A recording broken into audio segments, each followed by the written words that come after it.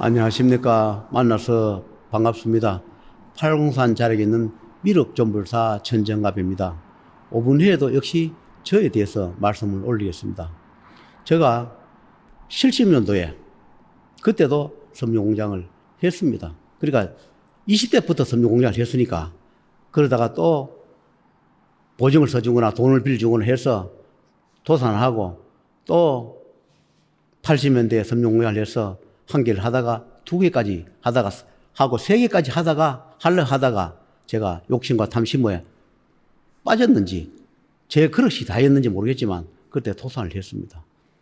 저는 그때 다니면서 점도 많이 보고 또 절도 열심히 다니고 또 전도도 하고 양으로 다니면서 그렇게 했지요. 제가 왜 이런 말씀을 드리냐 하면 그때 당시는 그분들이 나 생명 줄 만큼 소중하고 좋은 줄 알고 참 따르던 그런 시절도 있었습니다. 그런데 세월이 흘러가서 보니까 모든 것을 다 파멸시키는 역할도 하더라. 그 이야기를 하겠습니다. 공장하면 힘들고 어려워서 하루에도 몇 분씩 점을 보러 다니는 그런 시절에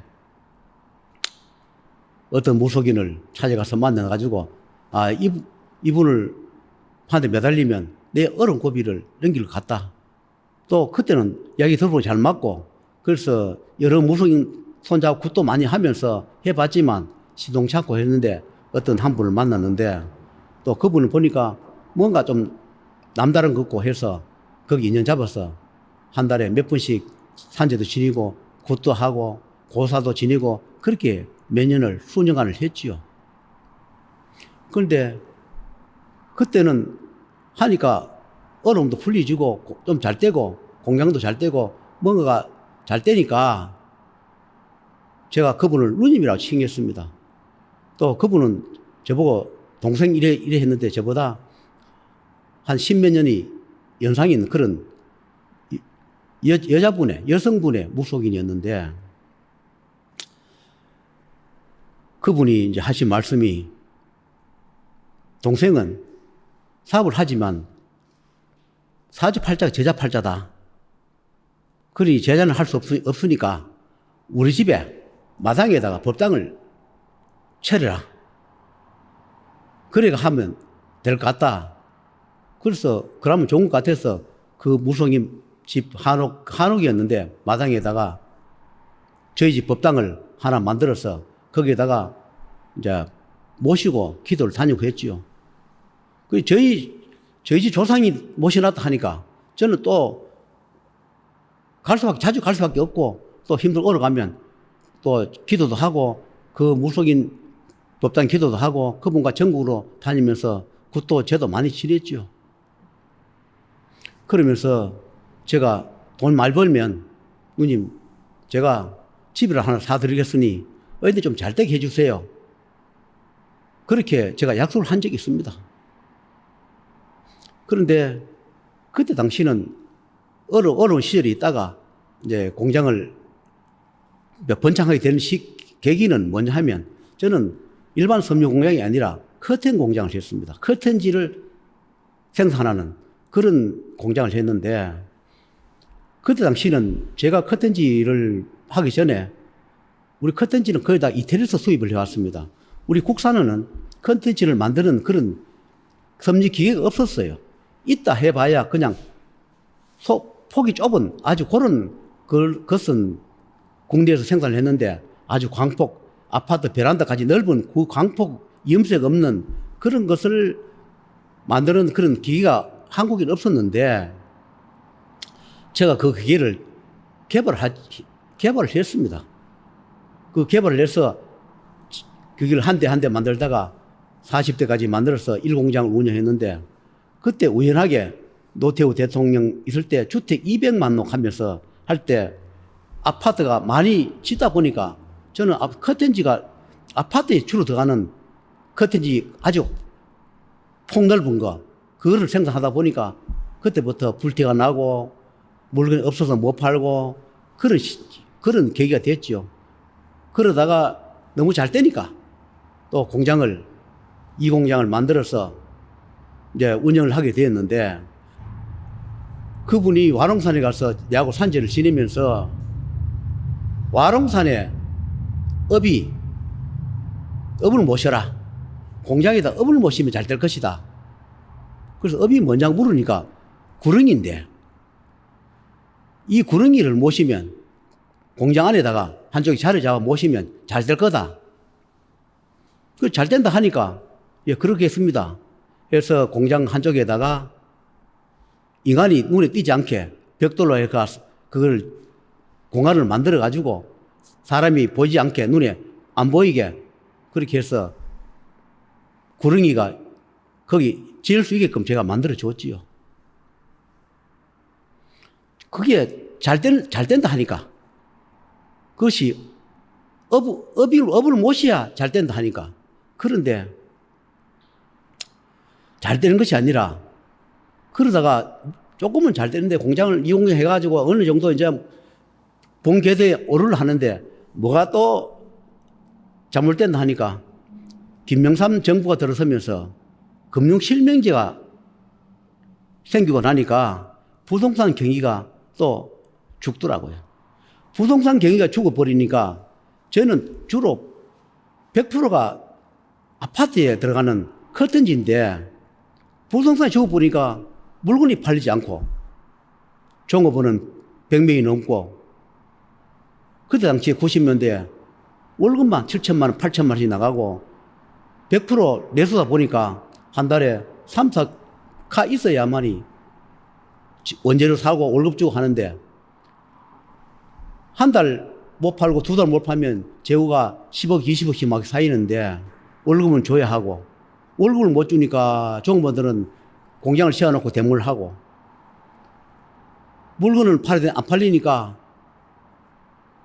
덤핑을 쳐야 하는데, 참 묘한 것이 물건을 딸던 대리점에서 자기들이 사정하고 와서 매달리고 물건을 가져갑니다. 그런데 회사가 어렵다 하는 그런 낌새가 새고 소문이 나니까 대리점들이 물건이 필요한데 불구하고 안 가져가요. 내가 가격을 낮춰줄 때까지. 월급은 줘야 하고 또 엄이나 가격소비 발행하는 게 있으니까 그것도 막아야 하니까 알게 모르게 가서 또 덤핑을 쳐야 하니까, 덤핑 치고 나니까 결국적으로 어떤 일이 생기냐 하니까 덤핑 가격으로 물건을 공급하라.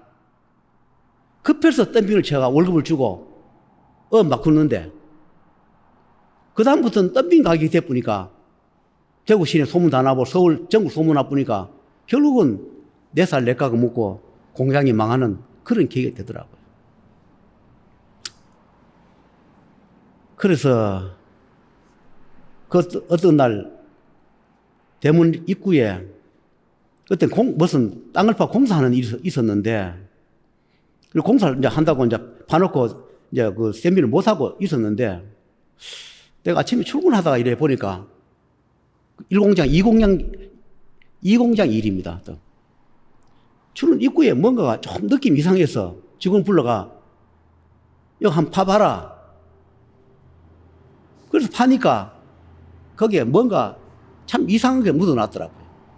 뭐 시커먼하고 뭐 양밥하고 해가 막 부적하고 해가지고 거기에다가 그걸 묻어놨습니다.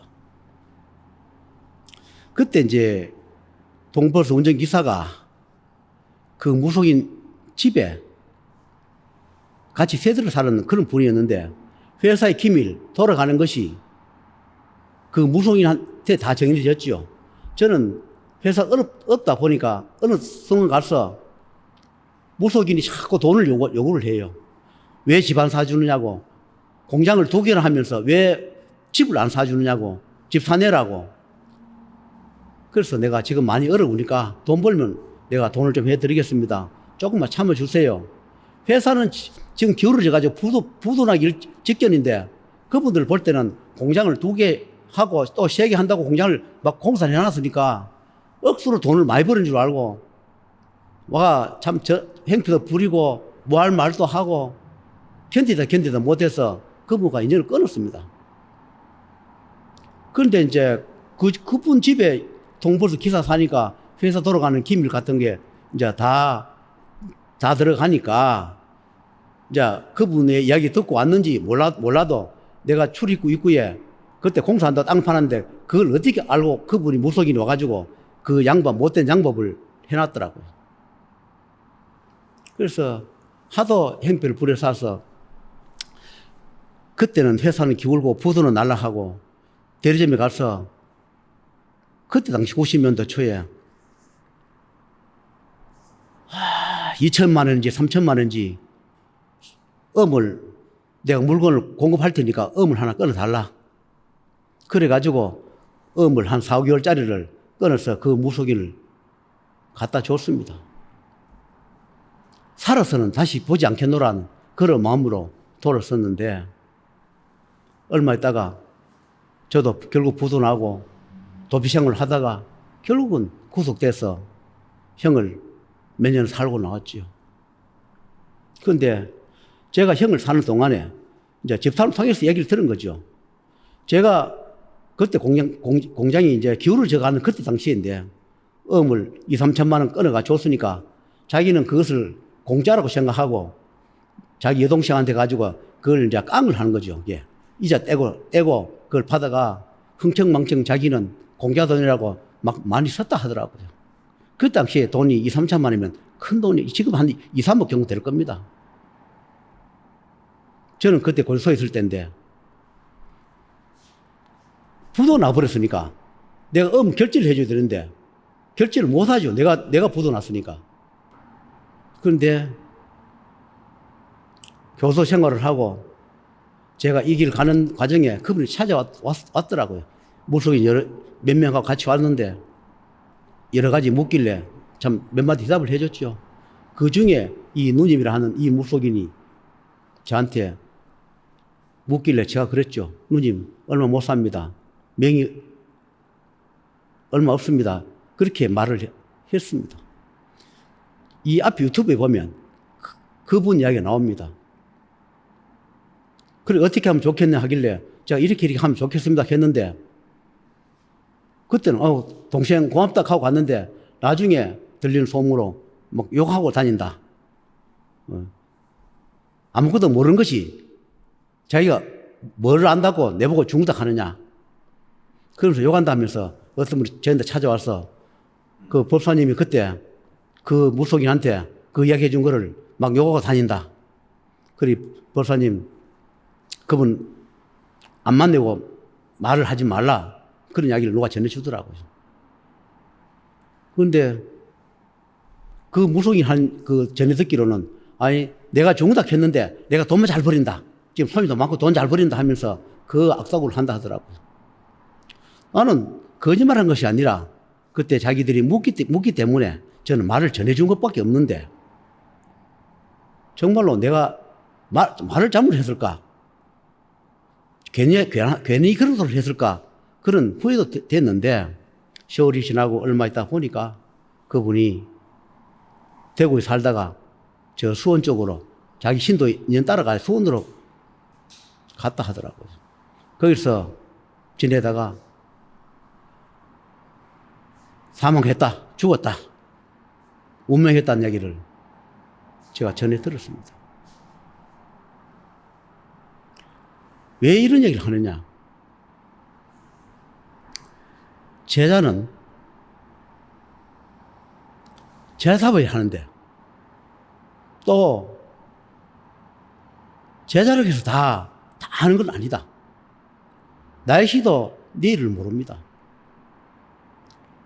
아무리 하늘을 찌르는 그런 도수를 가졌다 하더라도 생사윤회의 명부에서는 벗어날 수 없습니다. 좋은 인연을 만나서 그 생사 이야기를, 어려운 생사 이야기를 해주면 감사한 마음으로 하늘의 뜻을 받들고 신령의 뜻을 받들어서 이 업장을 갖고 고비를 넘어가면서 지내야 할 그런데 불구하고 그 청기누수를 해준 자들 욕을 하고 비난하면 하늘이 있든 저승이 있든 조상의 신명이 있든 벌이 떨어지기 마련이고 또 우리 같은 제자도 살려줄 가치도 없는데 불구하고 청기누수를 해줘서 그 남발하는 그런 것도 업장이 되고 죄가 되겠죠. 저도 그런 청인 누수를 해줘서 처음에는 다 감사하다, 고맙다는 이야기를 많이 들어요.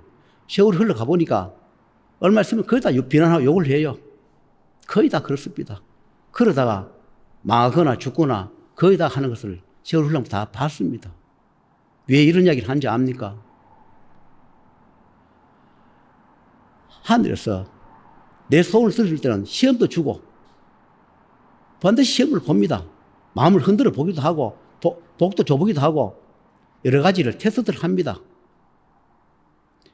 그런 고비를 누구든지 죄든 일반 사람이든 그 고비를 넘어가줘야 되는데 그 고비를 본인이 넘지 못해놓고 이 청인 누수를 해준 제자들을 요구하거나 자기 뜻대로 되지 않으면 비난하거나 재질해놓고 돈 천도비 그거 돈 내놔라고 협박하거나 고소하는 사람들.